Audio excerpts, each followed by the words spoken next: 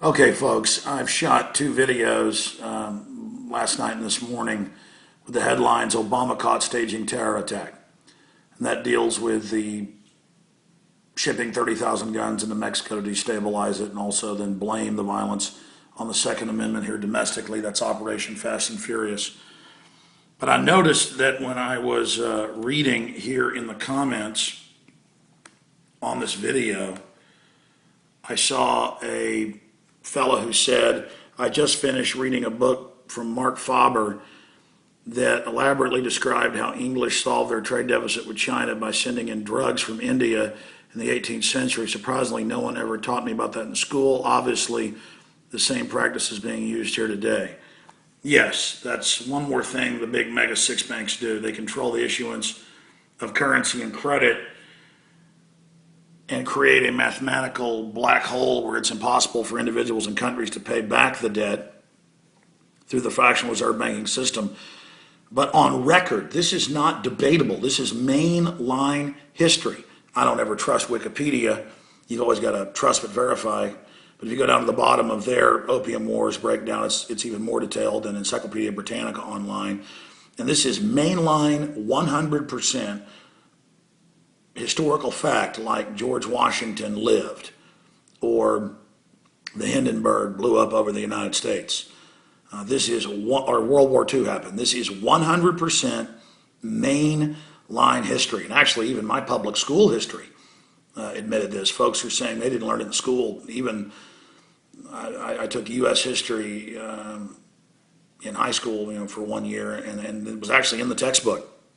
Now, on record, over a 150-year period, and it's all broken down on the Opium Wars section of Wikipedia, again, with a huge bibliography to all the universities and the treaties and all the rest of it. You can just go to the bottom after you read this and look at the giant bibliography. Mainline news, government documents, British history, Chinese history. This is one of the most well-documented things. Now, China today will execute you if you're caught with even one balloon of heroin. Same thing in Singapore, because the guy that set up Singapore was Chinese. Execute you. Why is that? Because they publicly teach in the Chinese communist schools one thing that I know is true, that the British, over a almost 200-year period, starting, it's got the numbers in the 1640s in here, right through the 1880s, couldn't take control of China. China would sell them the goods at one port. They couldn't take control of it. So they went into India, right across the border, built giant factories to process the opium, and they began shipping it in with smugglers and buying off the police in the coastal towns and the local, quote, authorities. Within just a few decades, they had giant criminal gangs that began to take over town after town deeper into China. The Chinese figured this out and would have giant wars with the British and later the Americans, the French, and others with their Chinese backers. This is exactly what's happening in Mexico right now. But with one twist, the U.S.'s funding losses, that is now on record.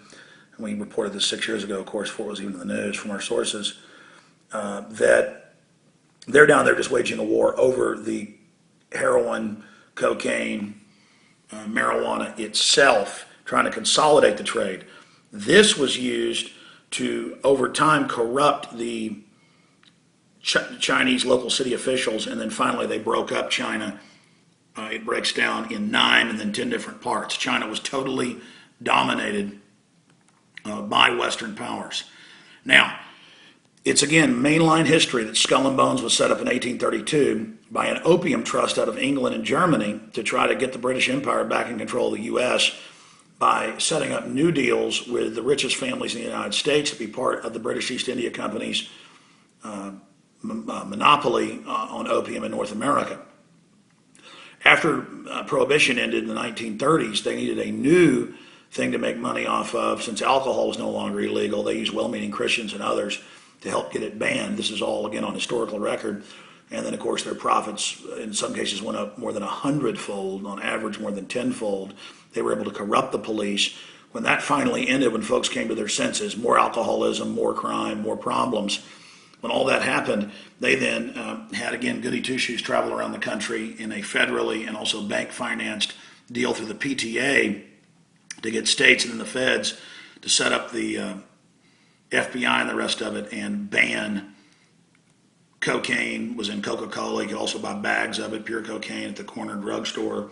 And we had a much lower level of drug use because it was seen as a pathetic, sickness to be addicted to laudanum or then heroin or Coca-Cola, which was roughly about 14% pure cocaine. You don't know that, folks. You believe having knowledge is a conspiracy theory. That's admitted. That's why it's called Coke. It's hidden in plain view. And so this is how they do it. This is how they take control of society. And then if you look at the big mega private prisons, most of them are owned in part or in whole by the big 6 mega banks that openly launder all the drug money on record. So this is, again, a British model of subterfuge and control. Now, instead of executing people like the Chinese do if you're caught with drugs, you just legalize them. And you make it more like a ticket, and you go and you get rehabbed. And Europe's done that in a lot of areas, and their crime rate's gone way down. It's time to come to our sanity and realize this is over a $500 billion a year industry, just in the United States, illicit drugs. And the same big mega banks also own big pharma that then, through the New Freedom Initiative, their goal is publicly, New Freedom Initiative documents got released in 2005 by whistleblowers, to put half of American school children on psychotropic drugs. And of course, their chemical compositions are even more deadly for the brain than even heroin or cocaine, and are now linked directly to autism. So, source on that, Associated Press, major big study that just came out. So again, learn about this. You want to kill the New World Order? End fractional reserve banking. Have the Congress take control over the issuance of currency and credit again, as is in the Constitution, and decriminalize all drugs across the board. Now, there's always a counterfeit of that. George Soros is promoting a type of decriminalization where only big pharma and insiders are able to control it. Notice they pretty much decriminalized marijuana in California, but then now they've got big select combines and RJ Reynolds coming in, and then only they get the license to start selling it. So that's where this is going. Okay, folks, breaking down the phony drug war. Please get this information out to everybody. This is a form of staged terror attack and how they take control of our society. This is key information. Only the truth will set you free. See you back tomorrow on the radio, 4 to 6 p.m. Central, Infowars.com.